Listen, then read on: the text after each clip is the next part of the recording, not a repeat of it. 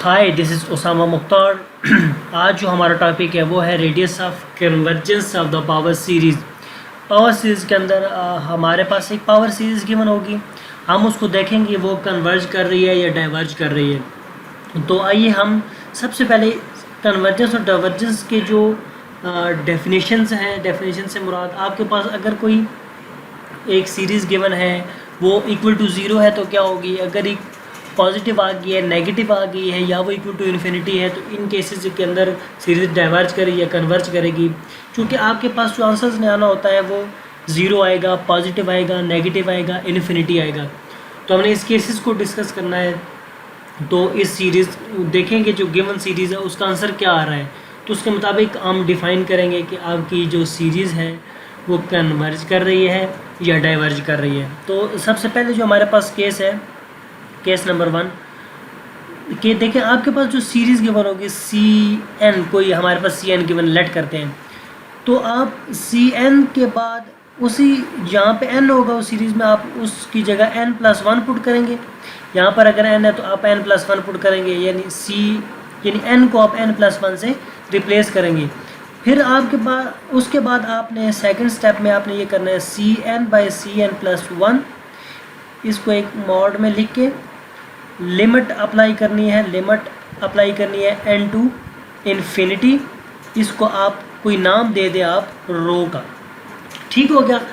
तो अब देखें आपके पास अगर कुछ केसेस आएंगे कि रो आपके पास यानी आपकी सीरीज़ का आंसर ज़ीरो आ सकता है, आपकी सीरीज़ का आंसर इन्फिनिटी आ सकता है, आपकी जो सीरीज़ है उसका आंसर आपका ज़ीरो और इन्फिनिटी के दरमियान हो सकता है। तो इन तीनों केसेस में आप सीरीज़ को कन्वर्ज कहेंगे, डाइवर्ज कहेंगे। तो देखते हैं। सबसे पहले अगर आपके पास आंसर जो है वो ज़ीरो आ रहा है यानी रो इज इक्वल टू ज़ीरो, यानी आपके पास सीरीज़ का आंसर, यानी इसको हमने रो का नाम दिया सारे को। तो लिमिट अप्लाई करने के बाद रो का, अगर रो का आंसर ज़ीरो आ रहा है आपकी सीरीज़ क्या करेगी, डाइवर्जेंस हो जाएगी, ठीक हो गया। अगर आपकी रो जो है वो इक्वल टू इन्फिनिटी आ रहा है तो सीरीज़ आपकी कन्वर्जेंट होगी यानी कन्वर्ज करेगी। देखिए अब यहाँ पर आपका आंसर, ये इसका क्या मतलब है, एक्स कोई एक्स मॉड में यानी रो से कोई ग्रेटर है, आंसर आपके यानी पॉजिटिव है, और कोई रो के छोटा है।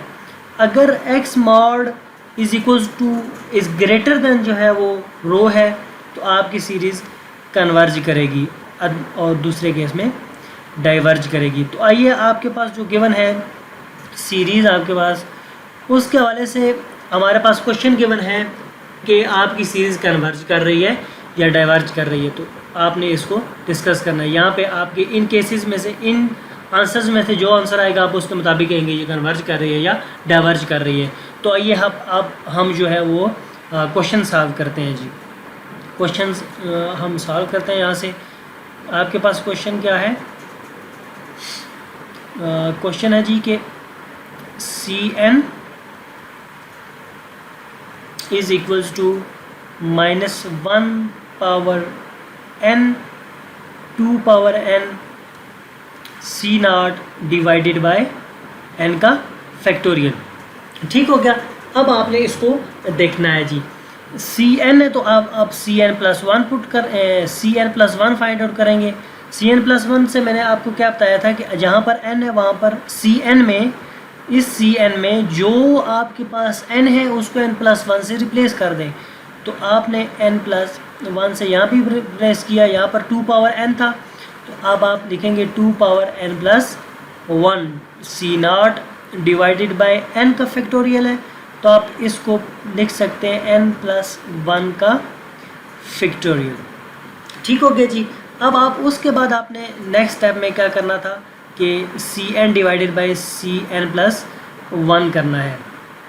तो अब हम यहाँ पर इसी नेक्स्ट स्टेप में करते हैं C N divided by C N plus one is equals to, इसको मॉड में आपने सबको रखना है, इसको भी मॉड में रख लें, ठीक हो गया। तो सी एन, अब मैं इसको थोड़ा सा क्लोज कर लेता हूँ।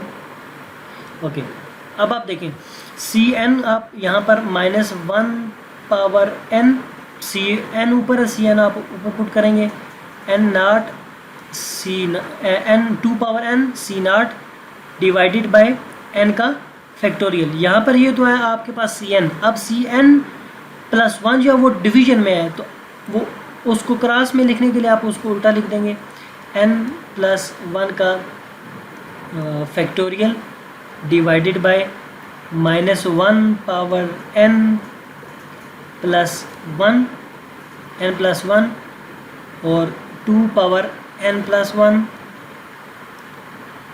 n, ये प्लस लिखा हुआ है, इंटू सी नाट।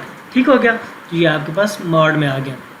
अब आप इसको फर्दर सॉल्व करेंगे। फर्दर सॉल्व करने के लिए आप क्या लिखेंगे, C N divided by C N plus 1 mod के अंदर विच इज़ इक्वल्स टू, देखें अब यहाँ पे आप इसको लिखेंगे -1 पावर n, या आप इसमें से कुछ चीज़ें कट जाएंगी, 2 power n C naught divided by n का factorial multiply by n plus 1 है, तो आप इसको कैसे लिख सकते हैं कि n प्लस 1 को एज इट इज़ लिखेंगे, यहाँ पर n प्लस 1 इस फैक्टोरियल को डिवाइडेड बाय n प्लस 1 का तो फैक्टोरियल एज इट इज़ आया, -1 ये डिवाइडेड बाय n का फैक्टोरियल है, सॉरी n फैक्टोरियल है, ये n फैक्टोरियल है।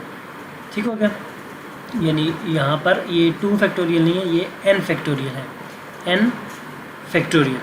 अब यहाँ पर आपके पास -1 की पावर n प्लस 1 है, तो एक दफ़ा आप लिख सकते हैं पावर n, और एक दफ़ा -1 की पावर आप लिख सकते हैं 1। ठीक हो गया, तो अब नेक्स्ट आप क्या लिखेंगे, 2 पावर n प्लस 1 है, तो 2 पावर n और 2 पावर 1। ठीक हो गया, आगे है जी सी नाट को आप हैज़ इट इज़ रखेंगे। अब आप सी नाट भी कट जाएगा, 2 पावर n भी कट जाएगा, -1 की पावर n भी कट जाएगा। अब आप इसको फर्दर क्या लिख सकते हैं, ऊपर आपके पास n प्लस 1 का फैक्टोरियल और डिवाइडेड बाय आपके पास क्या रह गया, ये सारा कट गया, तो आपके पास रह गया 2n का फैक्टोरियल। ठीक हो गया, अब आप इसको फर्दर लिखेंगे, फर्दर आप इसको क्या लिख सकते हैं जी, n प्लस 1 इंटू n का फैक्टोरियल। ये आपने फैक्टोरियल ओपन कर दिया। जब आप फैक्टोरियल ओपन करते हैं तो आप हर में से एक -1 करते जाते हैं, तो आप इसको ऐसे लिखेंगे डिवाइडेड बाय 2n का फैक्टोरियल। तो ये n का फैक्टोरियल, ये n का फैक्टोरियल ख़त्म हो गया, तो n प्लस 1 डिवाइडेड बाय 2 रह गया आपके पास।